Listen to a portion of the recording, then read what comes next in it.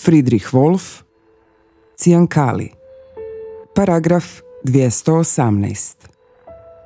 Prizor 4. Berlin, 1929. godina. Radnička četvrt Wedding. Ordinacija doktora Möllera. Pisaći stol, ormar s instrumentima, soluk sa svjetiljka, umivaonik, stolice. Ulazna vrata s lijeve i desne strane. Doktor Möller upravo je pregledao i savjetovao jednu damu. Doktor Möller napisao je stručno mišljenje i stavlja ga u kuvertu.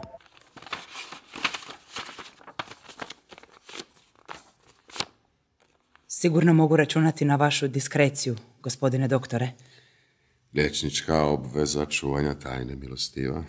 Doktor Möller udari pečat na kuvertu i daje dami pismo. Smije li se znati, gospodine doktore, je li mišljenje pozitivno? A ono još podliježe odluci ginekologa koji treba izvesti zahvat. Za to ja garantiram. Vi podcjenjujete našu odgovornost. A što vi tu riskirate? Molim vas, ja razumijem. Ali trebam li ja sebi zbog jednog takvog slučaja pokvariti cijelu zimu? Baš sada kad sam u najboljoj formi. Moja hokejska momčad me nestrpljivo očekuje u Davosu. Naše mišljenje temelji se isključivo na činjeničnim nalazima. Gospodine doktore, ne volim kad me se ponižava izbjegavanjem odgovora. Jeste li zagovarali zahvat? A što mislite da sam napisao? 1000 puta hvala. Najljepše vam zahvaljujem. Doviđenja. Dama u pratnji doktora Müllera izađe. Doktor Möller slaže svoje instrumente.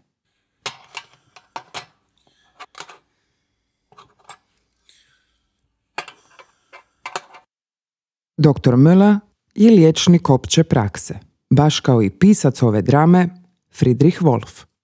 Doktor Möller tipičan je predstavnik društva njemačkih liječnika. U tom društvu bilo je 30.000 članova, odnosno većina liječničke profesije. Članovi društva njemačkih liječnika imali su konzervativni pogled na svijet. Pisac ove drame, komunist i liječnik Friedrich Wolf, bio je član društva socijalističkih liječnika. Društvo socijalističkih liječnika imalo je samo 1500 članova. Zbog očuvanja kršćanskih i nacionalnih vrijednosti, crkva je podržavala konzervativne liječnike kakav je doktor Möller. A konzervativni su liječnici masovno podržavali nadolazeći nacizam, kao niti jedna druga profesija. Doktor Möller sjedne za pisaći stol, piše bilješke. Evo, izvolite. Max, mladi radnik, ulazi s desna.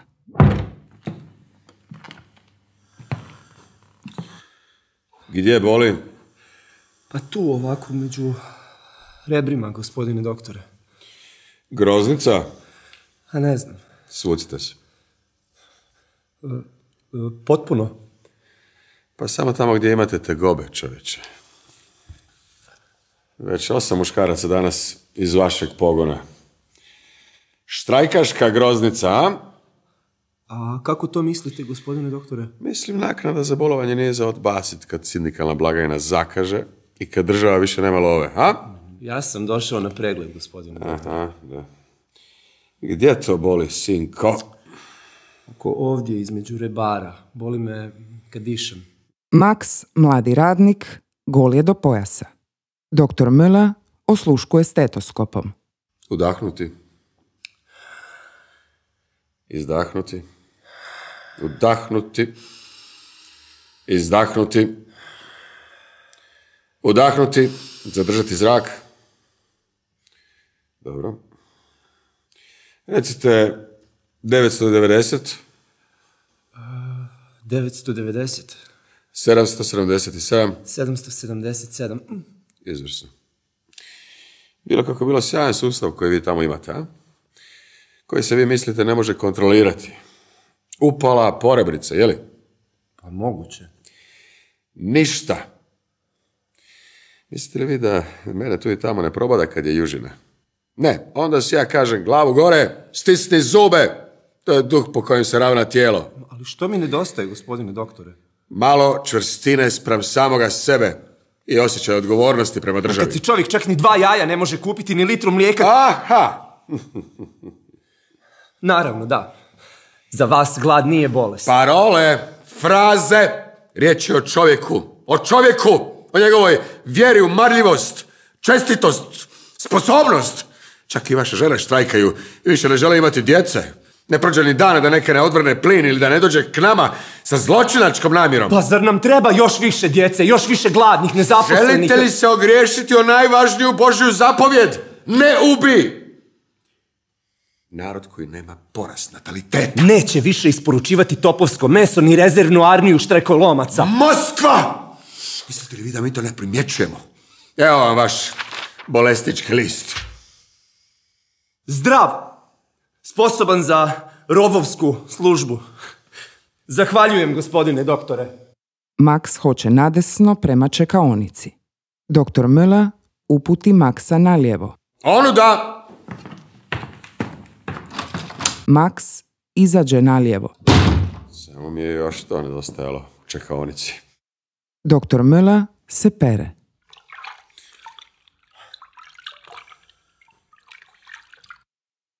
Papa Pio XI objavio je 31. prosinca 1930. godine encikliku Casti Connubi, u braku kreposan. Papa je izrazio zabrinutost naopakim naukama o čudoređu i lošim običajima koji su se počeli uvlačiti među vjernike. Emancipaciju žena nazvao je kvarenjem ženske duše. Papa je osudio kontracepciju i pobačaj kao opake zločine protiv obitelji i države. Ova enciklika dovela je do eskalacije masovnog pokreta za legalizaciju pobačaja u Njemačkoj. Doktor Müller pođe nadesno. Izvolite. Hete ulazi, jako oklijeva. Bolesnički list, molim. Doktor Müller digne pogled. Biste li bili tako dobri, malo se brže izjasnili? Što vam je? Gospodine doktore... Vani čeka još 10 bolesnika, poštovana, a svi oni imaju pravo na mene. Molim vas, budite kratki. Vi mi morate pomoći, gospodine doktore. Još jednom, o čemu se radi? To nije zločin, gospodine doktore. To stvarno nije zločin ako mi pomognete. Morala sam otići od kuće. Mi sami za sebe ništa nemamo. Ovo isključenje s rada traje već 4 tjedna. Jedva da se nađe kruha i krumpira. 6 ljudi u jednoj sobi. Kako da stane još i 7? Vi ste ipak liječnik, pa vi svakodnevno gledate svu tu bijedu. Vi mi morate pomoći. Doktor Müller ustaje. Ako dobro razumijem, vi od mene zahtijevate kazneno djelo. Gospodine doktore, ja ne znam što to govorite. Ja trebam vašu pomoć, gospodine doktore. Mi radnice znamo premalo o tim stvarima koje bismo morale znati. Svaki dan oni navaljuju na nas i onda nam nitko ne pomaže. A vaša majka, što ona kaže? Ona govori o sramoti. Je li to možda častan čin? To je to dostignuće novog doba, da se prekidaju sve veze i svaka suzdržanost. Da, gospodine doktore. Ili ne? Da, gospodine doktore, vi imate pravo. Ali ja sada trebam pomoć, gospodine doktore. Pomoć. Ono ne smije doći na svijet. Nema gdje ležati, nema pelena, ni košare, ni hrane. A otac? Gospodine doktore, ne mogu više. Doktor Müller dohvati Hete za rame. Uvijek isto, pri svakom pregledu. Doktor Müller miluje Hete po kosi. Zar nitko neće izdržavati dijete? Hoće, gospodine doktore, hoće. Ali i on je bez posla. Svi se tako izvlače. On se ne izvlači. On stoji iza toga. On, koji mi je to napravio. A zbog čega on onda nije ovdje? Sada? Jer je morao pobjeći. Oho, tako? Ne, gospodine doktore. Nije on podlac, nije on gad. To je čovjek koji se zauzima za druge. To je Paul. On je u nevolji djelovao za druge, gospodine doktore. Ali vas ostavlja u nevolji. On bi se zauzeo. Čak i za dijete. Ali vidite i sami da ga progone. Pa i vi ste također čovjek. Čovjek, liječnik koji treba pomoći. Kad bih vam samo smio pomoći. A kako da to napravim? Nama liječnicima zakon ipak veže ruke. Čini se da vama ta stvar nije sasvim jasna, mila moja. Ovdje. Dr. Müller izvadi knjigu iz pisačeg stola. U kaznenom zakoniku Njemačkog carstva, evo ga, članak 218, molim. Trudnica koja namjerno pobaci ili ubije svoj plod u utrobi kažnjava se kaznom zatvora do 5 godina. Iste kaznene odredbe primjenjuju se na onog koji je na njoj primijenio ili joj omogućio sredstva za počinjenje abortusa. Molim. Zar ne to zvuči drukčije? I potom, evo. 45. Njemačka glavna skupština saveznih liječničkih komora u Eisenachu i parlamentarni odbor potvrdili su da se u Njemačkoj svake godine ipak dogodi najmanje 800.000 zabranjenih pobačaja. Godišnje više od 10.000 njemačkih majki umre od takvog nestručnog zahvata kojeg ne izvode liječnici. Po našim saznanjima, u Njemačkoj nakon takvih ilegalnih pobačaja godišnje dolazi do približno 50.000 slučajeva teških oboljenja. I vi uz sve to još možete biti liječnik. Kako? Što to treba značiti? Želite li vi možda meni pripisati krivnju za takvo stanje? Pa upravo mi, liječnici, ostajemo bez glasa. Ali danas kad propadaju sve veze i obaveze, kad se radije trči u kina i na sportska igrališta, a ismijava se vječna istina. U bolovima ćeš djecu rađati. Hete pođe šutke prema vratima. Što ćete učiniti? Otići onamo gdje će mi pomoći. Ne činite gluposti, djevojko. Ne idite tamo gdje će vam dati cijankali ili će vam ubrizgati kalijev sapun. Ili gdje će vas ozlijediti nečistim instrumentom. Gdje ćete onda umrijeti u grčevima od babinje groznice. Ne idite tamo, upozoravam vas. Ali vi me šaljete tamo! Ja da vas šaljem tamo, jeste vi ludi? Ja vas nisam ni zvao, niti sam vas nekamo poslao. Trebam li ja počiniti zločin? Mogu li ja promijeniti zakon? Pod optužbom za kršenje paragrafa 218, 19. veljače 1931.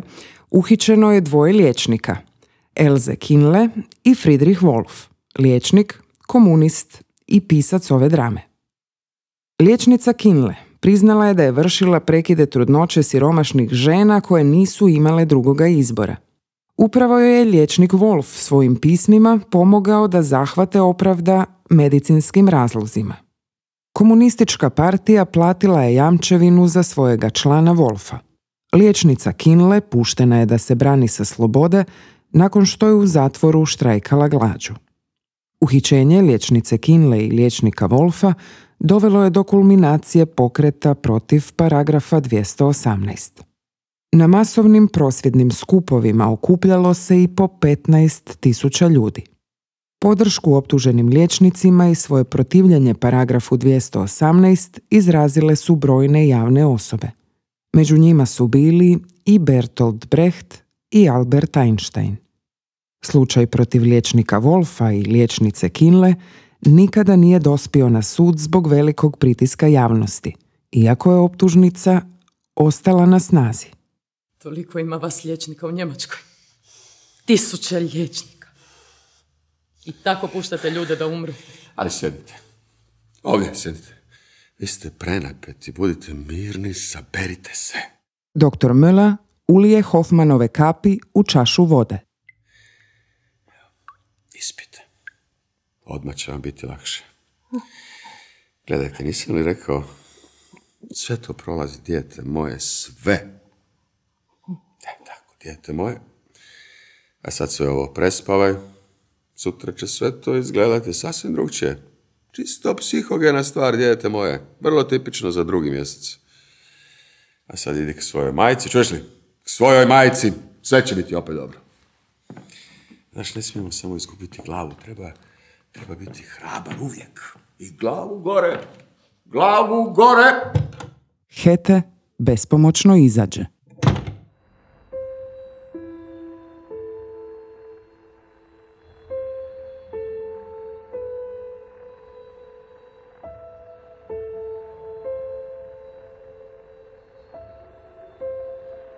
Kraj 4. prizora.